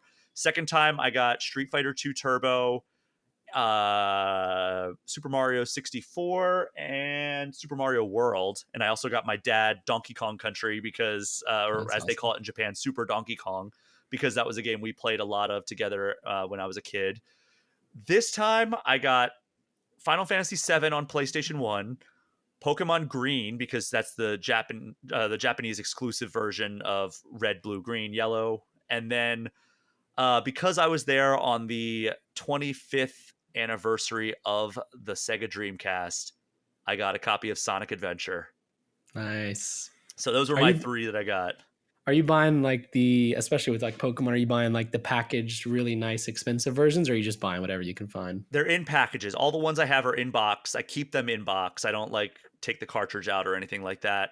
So I just make sure they have like a presentable box, right? Like Yeah. I'm not like, oh, it has to be mint or I'm not spending my money. I was actually trying to find Sonic 3 and Sonic and Knuckles. Turns out those are super rare and thus super expensive in Japan. How So much like we I found a talking? copy of Sonic and Knuckles and it was like $550. Yeah, that's a bit I was much. like, never Yeah. mind. I'll just get I Sonic Adventure for like $12. When I went in earlier this year for our Final Fantasy 16 cover, I did a lot of vintage video game shopping. Less so shopping, more so just checking out the area because you got Yeah. to. And I determined that when I go in March on like personal vacation this next year, I'm going to come home with Crystal and maybe Emerald. But Emerald gets a little pricey. That's like $150. But Crystal I can get for like 80 or 90 in a box, and I gotta get that. Yeah, I got a pretty good price on Pokemon Green, so I was happy about that because that's what's always deterred me from getting any Pokemon games when I'm over there because like the older ones really have shot up in price. Yeah, I've heard that like maybe tourism is kind of ruining or Japan's like video game market, Like vintage retro market, game because culture. yeah, apparently like 5, 6, 7 years ago prices were a lot lower, but now that they know people are coming to Japan specifically to buy these games. The prices are going up. But still, they seem pretty good for me. I mean, spending 90 on a boxed copy of Crystal is pretty great, considering it's just not even available anywhere here in the States without spending an astronomical amount. Yeah. But I always feel satisfied. Like I think about it so much when I'm out there. And of course, there's one that always gives me a hard time to find. Like Ocarina of Time was the one. It was a little bit tricky to find, but I found it like at the second attempt. I think I found a good boxed copy. And then last time it was Final Fantasy X. Actually, that was another one that I bought when I was there last year. I had a hard time finding a good boxed copy of that. And then this time I had a hard time finding Sonic Adventure, actually. So I was satisfied with my haul this time around, but I can't wait to go back because I have in my mind like the stuff that I want next time and what I'm going to drop some money on next time, especially now that I've scouted out the prices. So, Wes, thank you so much for joining me for this episode of All Things Nintendo. Yes, thank you for having me. And thank you so much to everyone for listening. Do me a favor, if you haven't already, throw All Things Nintendo a 5-star review and hit that subscribe button. If you want to get any questions or comments in, you can get in touch with me at allthingsnintendo@gameinformer.com or hit me up on social media at Brian P. Shea. I am doing a listener Q&A episode to close out this year of episodes, so be sure to get those questions in sooner rather than later. You can also join the Game Informer Community Discord, which is a perk for subscribing to our Twitch channel, even just for 1 month. Wesley, tell people your presence on the internet. You can find me on Twitter at LeBlancWes. You can find me on like Threads and Blue Sky at just my name, Wesley LeBlanc. I don't use those too much these days. You can find me on Instagram at Wesley LeBlanc. I don't really do much there except post memes on my story and post pictures from my travels. And yeah, you can read my words on Game Informer and sometimes hear my voice on our YouTube channel, like right now. That is our show for this week. Thank you all again so much for listening. Take care. We'll see you next time.